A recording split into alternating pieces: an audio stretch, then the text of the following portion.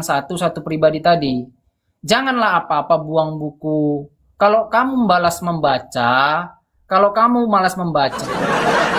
usah kayak gitu loh. Ya, nggak usah gitu. Saya mau loh, cuman satu buku, udah dibanggakan satu buku. Nih, ya, dibanggakan satu buku nih.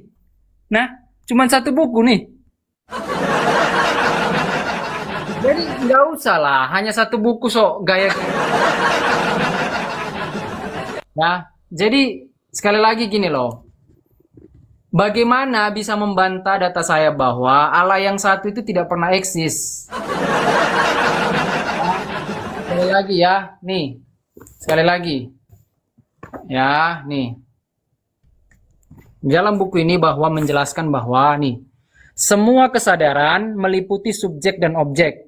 Sebuah subjek untuk mengetahui dan sebuah objek untuk diketahui. Jika ada subjek tetapi tidak ada objek, kesadaran menjadi mustahil. Dan jika tidak ada objek tetapi tidak ada subjek, maka tidak ada kesadaran. Nih. Jadi bagaimana dengan Allah yang memiliki satu pribadi? Maka sebelum ada subjek, ya, sebelum ada objek yang lain, yakni seluruh ciptaan, sebelum segala sesuatu diciptakan, maka bagaimana kesadaran bisa eksis? Bagaimana kesadaran bisa eksis? Bahkan menciptakan pun dia nggak mungkin. Ya, nih, ide untuk nih, jika tidak ada memiliki kesadaran, ya, tentang kemungkinan terjadinya sesuatu hal di luar dirinya, maka Allah yang tersebut tidak mungkin memiliki ide untuk menciptakan. Ya. Terus pertanyaan saya, nih, sebelum segala sesuatu ada, sebelum segala sesuatu diciptakan, ya, jika dia hanya satu pribadi dan dengan demikian hanya terdiri dari subjek saja, di manakah objek kasihnya? Bukankah kasih bisa terwujud jika ada subjek yang mengasihi dan objek yang dikasihi? Bagaimana dengan Allah yang satu tadi, dia satu pribadi? Sebelum segala sesuatu ada, bagaimana dia bisa menciptakan? Bagaimana dia memiliki kesadaran? Bagaimana dia memiliki kasih? Makanya di dalam buku ini dikatakan bahwa kalau itu tidak terjawab semua, maka Allah itu adalah Allah yang abstrak, yang tidak jelas. Ya, sekali lagi, tolonglah, ya, tolong dibantah buku ini. Ya, tolong dibantah pernyataan ini bahwa salah, pernyataan ini nggak benar gitu loh. Bahwa sebenarnya harus tidak perlu ada objeknya. Tanpa subjek pun ada kesadaran. Itu saja sebenarnya, saya kasih kisi-kisinya lah. Ya. Jangan langsung buang buku itu, bagaimana? Kamu buang buku itu nggak terjawab lah tentang buku itu bahwa harus memiliki kesadaran. Sebelum segala sesuatu harus ada objeknya. Ya, bagaimana? Bagaimana mewujudkan kasihnya juga? Ya, itu jawab dulu dong. Dalam Islam bagaimana mewujudkan kasihnya sebelum ada ciptaan? Allah yang satu itu, satu pribadi. Kalau tentang itu saya sudah menjawab ya, silakan. Belum menjawab juga lah buat ya udahlah. Tadi kan Allah yang satu tadi saya bilang bukan hanya Bapa. Tapi Yesus Kristus yang dimaksud Yohanes 17 ayat 3 itu bukan merujuk kepada Yesus, tetapi kepada ilah lain. Oke, silakan. Oke, dengar nih ya, agak dengar. Ya. Ia tadi bertanya kepada kamu, jika memang Yesus mengatakan satu-satunya Allah yang benar itu adalah Bapa, seperti apa Bapa ini menurut Yesus? Bukan menurut Karistin, apalagi menurut kau Albert, gitu loh. Terus kau bertanya bagaimana membantah ya Allah itu Esa? Bagaimana membantah eksistensi dari Allah itu Esa? Kalau gitu kau debat jangan sama aku, kau debat sama Yesus aja lah. Kau salah pilih lawan debat, kau debat sama Yesus aja, dah Albert. Karena Yesus sendiri yang mengatakan bahwasanya Tuhan Allah kita, Tuhan itu Esa. Yesus aja pun bilang kayak gitu loh. Musa pun berkata begitu, Sebelum kau debat sama aku, ya debat dulu kau sama Yesus, dan juga debat juga kau sama Musa.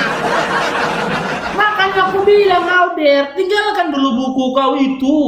Mau segudang pun buku kau itu, Albert, gak ada gunanya itu, Albert. Percayalah kau sama aku, Dinda. Gak ada. Terus kau jelaskan lagi sama aku. Gak mungkin yang menafsirkan Bible. Bagaimana? Coba sebutkan. Dari mana literasinya? Bahwasanya harus menafsirkan Bible itu adalah Nabi.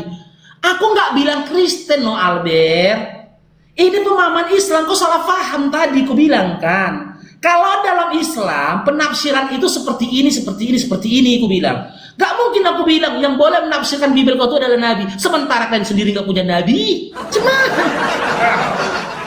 kan gak ada Nabi Kristen kan. Mana mungkin aku minta literasi itu. Gitu loh. Maka aku minta para saksi yang hidup di zaman siapa? Di zaman Yesus. Buku kau itu harus menyertakan satu nama atau beberapa nama yang menjadi rantai sanad diterbitkannya buku tafsir itu tadi. Sebagaimana aku tadi mencontohkan kepada kamu ketika kami berupaya mencari tahu tentang tafsir surah Al-Ikhlas tadi, gitu loh. Orang yang hidup di zaman Nabi yang memberikan penjelasan menurut apa yang didengarkannya dari Nabi berbicara. Begitu juga buku kau tadi, harusnya literasinya itu kayak gitu, gitu loh. Kerangkanya itu, rantainya itu kayak gitu loh, Albert. Gimana kita mau diskusi nih, Dinda, awal? Tolonglah Albert, menurut Bible kau, ya, satu-satunya Tuhan yang benar itu yaitu Bapa itu seperti apa? Malah kau ngarang. Yohanes 17 nomor 3, Allah itu tidak serta-merta ada satu-satunya Allah yang benar. Yesus juga Allah. Kan gila kita di sini. Yohanes 17 nomor 3. Inilah hidup yang kekal itu, bahwasanya mereka mengenal engkau satu-satunya Allah yang benar dan aku Yesus yang engkau utus. Lalu si Albert menafsirkan Yesus itu juga Allah. Kan gila itu Albert. Jangan-jangan supaya bisa memahami kitab tafsir kau tuh harus gila dulu. Udah jelas itu loh, itu kalimat yang jelas. Dan aku Yesus Kristus yang telah engkau utus. Malah kau katakan Allah juga Yesusnya. Coba lah Albert, waras sikit lah kau Dinda. Ini ku tunjukkan kau ayatnya Dinda ya. Ini. Yang gangga aja kau. Aduh, kok nggak bisa dibuka ini. Nih. Entah kayak mana-mana kita diskusi ini. Aduh, habis mau itu nyokolakan kau Albert bah. Inilah buktinya teman-temannya. Ini bukti nyata. Orang yang sekolah itu belum tidaklah sebagai bukti orang itu pinter. Tapi pernah belajar, tapi belum tentu pinter. Kayak si Albert inilah beserak. S2 dia loh, beserak kayak gini nih tahu-tahu nih. Tafsir kau pun brutal kali itu ini. Inilah hidup yang kekal itu, yaitu bahwa mereka mengenal engkau satu-satunya Allah yang benar dan mengenal Yesus Kristus yang telah engkau utus. Malah dibilang si Albert, Yohanes 17 nomor 3 itu tidak itu Allah satu-satunya Allah yang benar, Yesus juga Allah katanya. Kita ini gini aja lah Albert ya, gini aja lah. Udah dibilang di situ satu-satunya, kok katakan pula lagi Yesus itu Allah. Gini aja Albert ya. Aku masih mewaras Albert. Aku gak bisa lagi lah diskusi sama orang gila Albert. Iya, aku rasa gini Albert. Yang kau butuhkan saat ini menurutku Albert bukan meja diskusi, tapi dokter kejiwaan Albert. Gitu aja. Kau berobat dulu lah Dindanya. Berobat dulu lah kau dulu ya. Gak bisa lagi kita lanjutkan ini Albert. Berarti nanti habis ini penutup dari sana, nanti saya kesimpulan ini saya tanggapin dulu. Udah nggak usah tanggapin aja lah Dinda. Berobat dulu lah kau ya. Biar adil, udah selesai. Udah nggak apa-apa, nggak usah tanggapin lah. Udah percuma itu. Udah lah Dinda, nggak usah tanggapin. Ini namanya head hominem. Biar nggak usah lah Dinda. Udah. Kejiwaanku udah mulai terganggu Albert. Kejiwaanku udah terganggu. Kaburlah. Nggak apa-apa, udahlah ya. Berobat dulu lah kau Dindanya. Nanti kalau udah sehat datang lagi kemari ya. Nah, kabur kamu. Kok kabur? PK ini loh kabur. Ini PK bukan Komal, nggak ada yang kabur. Saya udah tahu kok kamu akan kabur. Bukan kabur loh, Dinda. Ini bukan ini PK. Belum selesai mitosnya, takut ya? Ya udahlah, kamu mau sekali lagi. Oke, sekali lagi ya. Beda, aku kasih lah ya. Aduh, nggak apa-apa lah teman-teman ya. Oke, Jaga ya, teman-teman tunggu Albertnya. Teman-teman di bawah jaga kewarasan klien ya, jaga kewarasan klien. Saya kan tadi pakai data nih, Yohanes 17 ayat 3, di situ menekankan apa nih? Bahwa satu-satunya Allah satu-satunya Allah yang menentang semua Allah palsu. Apa yang dikatakan di sini bertentangan dengan berhala, bukan dengan Yesus yang dalam 1 Yohanes 5 ayat 20 disebut Allah yang benar. Saya pakai data kok. Jadi ini menentang Allah lain, Allah palsu atau berhala, bukan menentang Yesus sebagai Allah. Yohanes 17 ayat 3. Makanya di dalam menafsirkan Alkitab itu ada yang namanya dengan nih saya ajarin, makanya saya kasih kuliah kamu nih. Nih, analogi iman adalah aturan yang mengatakan bahwa Alkitab harus menafsirkan Alkitab. Jadi menafsirkan Alkitab harus jadi ayat yang satu tidak boleh bertentangan dengan yang lain. Kalau di situ dipaksakan bahwa mengenal Allah ini berarti mengenal hanya Bapa, berarti bukan Yesus. Bagaimana dengan 1 Yohanes 5 ayat 20? Di situ dikatakan Yesus. Makanya cocoklah bahwa di situ hanya menekankan bahwa ilah palsu. Paham sih tidak sih? Itu hanya menekankan ilah palsu. Berhala. Berhala nih. Bukan dengan diri Yesus, bukan. Karena Yesus Allah. Makanya nggak boleh bertabrakan. Bagaimana kamu menafsirkan Al-Quran juga bertabrakan dengan yang lain? Coba. Nggak bisa nih. Jadi kunci kitab suci adalah menafsirkan. Artinya cukup sederhana, yaitu tidak ada bagian kitab yang dapat ditafsirkan sederhana. Rupanya sehingga konflik dengan jelas diajarkan di bagian Alkitab yang lain. Paham ya? Jadi tidak boleh ada konflik, tidak ada boleh bertentangan.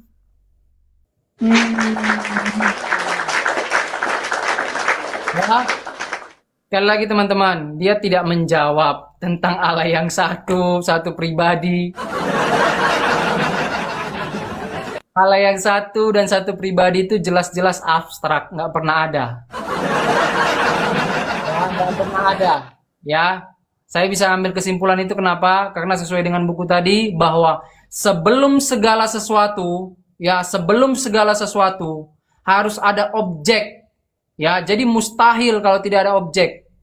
Ya, kesadaran itu mustahil ada kalau tidak ada objek. Berarti kalau tidak ada objek, maka kemungkinan eksisnya tidak ada. Bahkan memang tidak ada eksisnya. Bahkan dia menciptakan pun nggak bisa. Ya. Dan bagaimana dia bisa mewujudkan kasihnya?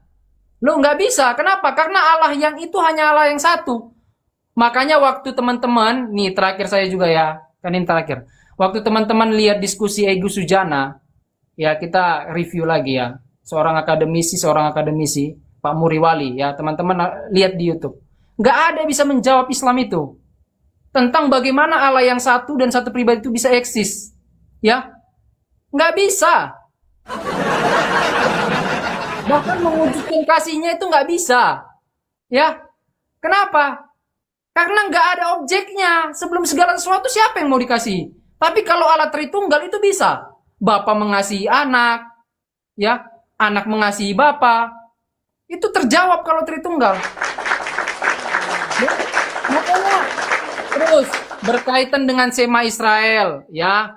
Sema Israel sudah dibilang bahwa Sema Israel itu memang Esa.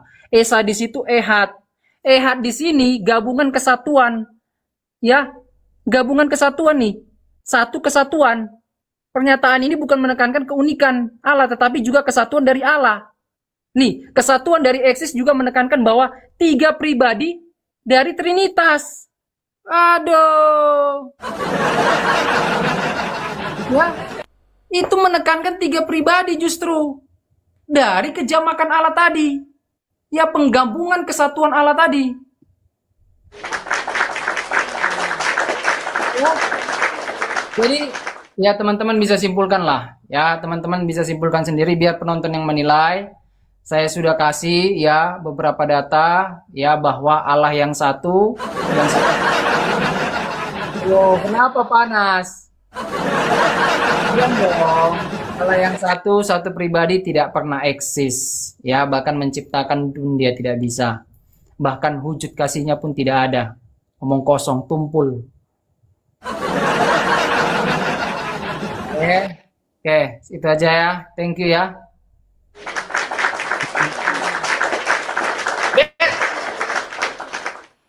Jangan lupa besok berobat dulu ya, berobat dulu besoknya. Oh, nggak mungkin lah saya dinilai oleh Sapam.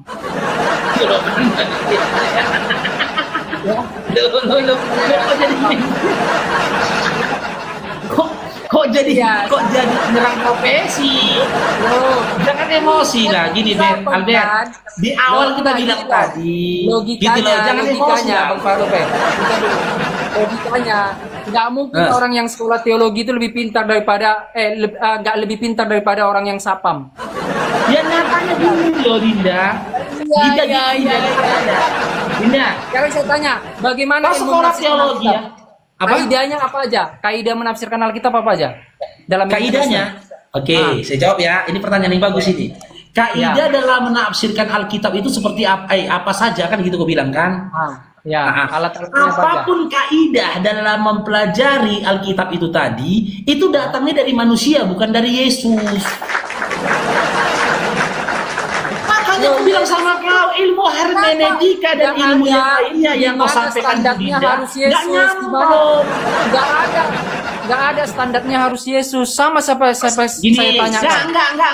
Enggak. Kau salah paham. Kau salah paham dengan narasi. Sekarang saya tanya sama si Albert. Dengar Albert tuh ya, dengar Dinda ya. Yesus itu orang apa? Yahudi atau orang Yunani? Kenapa?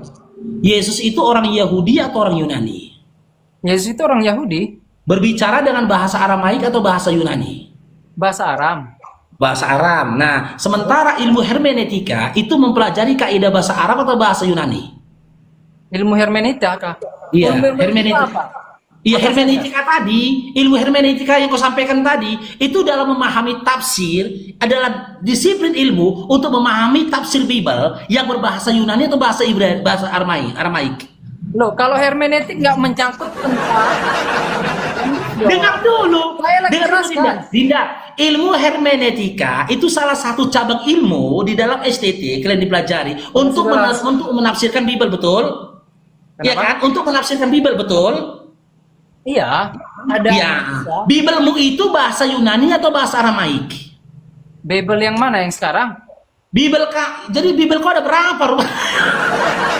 Nah, yang Bible kau ada berapa rupai Bible? Iyalah. Bible yang mana?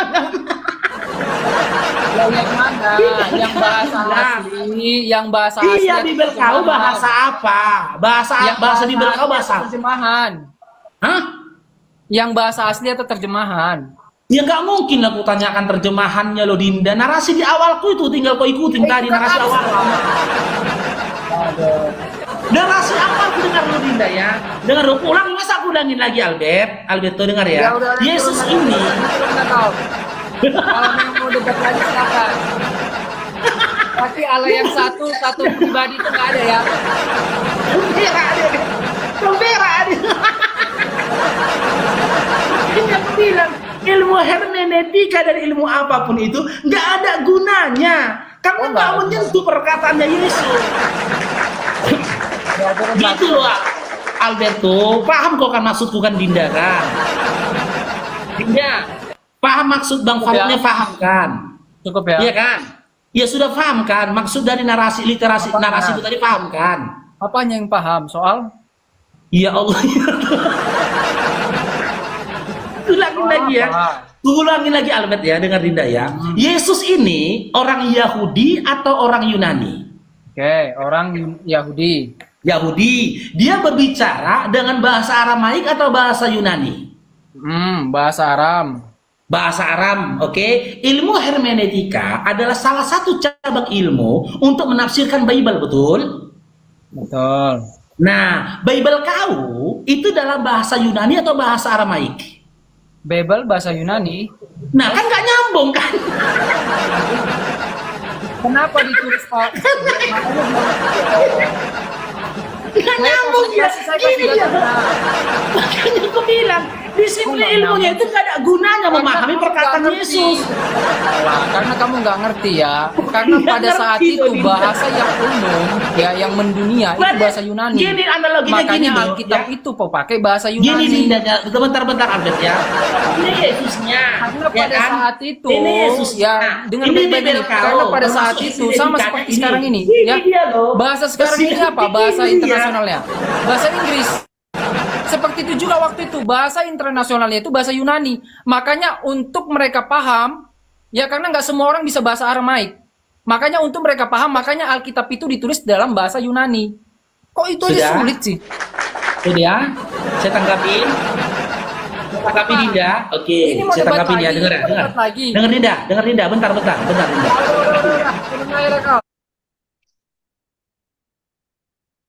Benar. Jawaban yang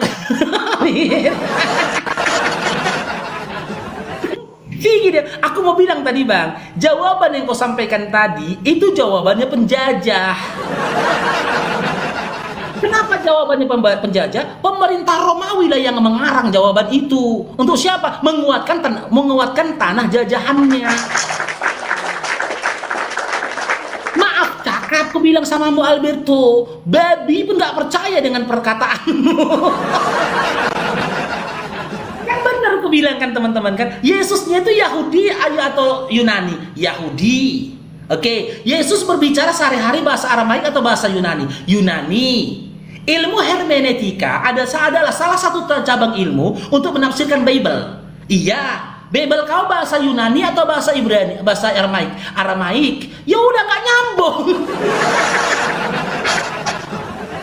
Kan nggak nyambung jadikan gini kan. Makanya nggak ada gunanya ilmu hermeneutika, hermeneutiko, karatakoto, manatatoko, nanateto, natatato, nggak nyambung. Apa kok nggak nyambung? Kalau kita nahu sorok tadi nyambung Bang. Untuk memahami kaidah bahasa Arab, ya disiplin ilmu awalnya itu adalah nahu. Ilmu nahu itu adalah ilmu dasar memahami kaidah bahasa Arab. Di awal dengan al-kalam, al-kalimah, kan gitu. Apa itu al-kalam? Apa itu al-kalimah? Sederhananya gini, memahami bahasa Arab itu, ya kalimat itu kalimat itu terdiri dari beberapa kata. Beberapa kata ini disusun menjadi kalimat. Kalimat ini, beberapa kalimat ini, al-kalimah ini tadi, dan itulah yang menjadi ayat. Harus dipahami grammarnya. Yang mana di situ kata sifat, yang mana di situ kata benda, yang mana di situ kata kerja, gitu loh. Yang mana itu kata ganti untuk laki-laki, untuk perempuan, mana di situ kejelasan tentang waktu. Untuk memahaminya pantas. Nabi kita orang Arab. Wah, yang disampaikan bahasa Arab. Kaidah yang mau kita pelajari dalam menafsirkan Quran adalah bahasa Arab. Kaidah yang digunakan, disiplin ilmu yang digunakan itu adalah nahu, pendalaman atau memahami dasar dari bahasa Arab. Kan nyambung kan sama nabinya, serut nyambung gitu dia gitu loh. Ini hermeneutika di sini, Yesusnya di sini. Bersidang dia kayak gini, coba lagi. Makanya sayang kali uang kalian belajar di STT. Nggak nyangka aku ternyata orang gila lawan kita. Oke, coba ya kita naikkan apa ini? Siapa ko Julius dulu ke telepon ya.